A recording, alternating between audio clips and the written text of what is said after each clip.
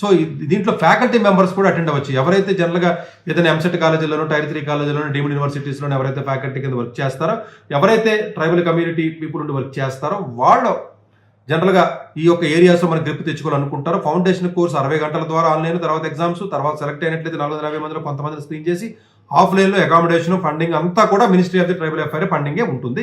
దీనికి ఫండింగ్ గురించి మీరు బరి అవ్వాల్సినటువంటి అవసరం లేదు. సో ఇది క్లియర్ కట్గా వాళ్ళు ఇవ్వడం జరిగిందండి. అంటే అలాగే ఎంఎస్సి ప్రోగ్రామ్ ఏదైతే ఉంటుందో అంటే ఎవరైతే 4th ఇయర్కి వెళ్తారో, అంటే 3rd ఇయర్ అయిపోయి 4th ఇయర్కి వెళ్తారో వాళ్ళు దీనికి అప్లై చేసుకునే అర్హత ఉంటుందండి. ఫైనల్ ఇయర్లో ఉన్న స్టూడెంట్స్కి అర్హత ఉంటుంది. ఇప్పుడు గేట్ ఎగ్జామ్ ఎవరైతే రాసి ఎవరైతే బీటెక్ కంప్లీట్ అయిపోయి బ్యాచిలర్స్ ఎవరైతే కంప్లీట్ అయ్యారో జాగ్రత్తగా వినండి, ఇది స్పెషల్ ఎలిజిబిలిటీ క్రైటీరియా ఎక్కడ ఇవ్వలేదు.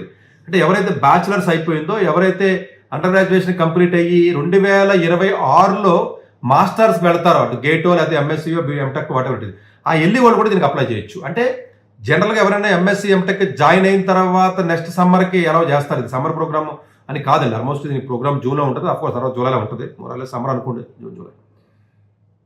బీటెక్ అయిపోయి నెక్స్ట్ ఇయర్ పీజీ వెళ్ళే వాళ్ళు కూడా అప్లై చేయొచ్చు. జనరల్గా సమ్మర్ ఇంటర్న్షిప్స్ అన్నీ కూడా పీజీ ఫస్ట్ ఇయర్లో ఉన్నప్పుడు ఫస్ట్ ఇయర్ తర్వాత వచ్చి సమ్మర్ అప్లై చేయాలంటారు. ఇది అలా కాదు. అలాగే final year rising final years అంటారండి, రైజింగ్ సీనియర్స్ అంటారండి. జనరల్గా ఈ రైజింగ్ సీనియర్స్ ఎవరైతే ఉంటారో వాళ్ళు దీనికి అప్లై చేయొచ్చు. ఫైనల్ అయిపోయిన వాళ్ళు కూడా అప్లై చేయొచ్చు. Rising first year of the post graduation కూడా అప్లై చేయొచ్చు. మీకు అర్థమైందని అనుకుంటున్నాను, అయితే 2 సార్లు వినండి. బట్ దీని అంతా అర్థం చేసుకుని కొంచెం ఎవరైతే ట్రైబల్ కమ్యూనిటీ స్టూడెంట్స్ ఉంటారో సెమీ కండక్టర్స్ అనేది డెఫినెట్గా మంచి ఏరియా.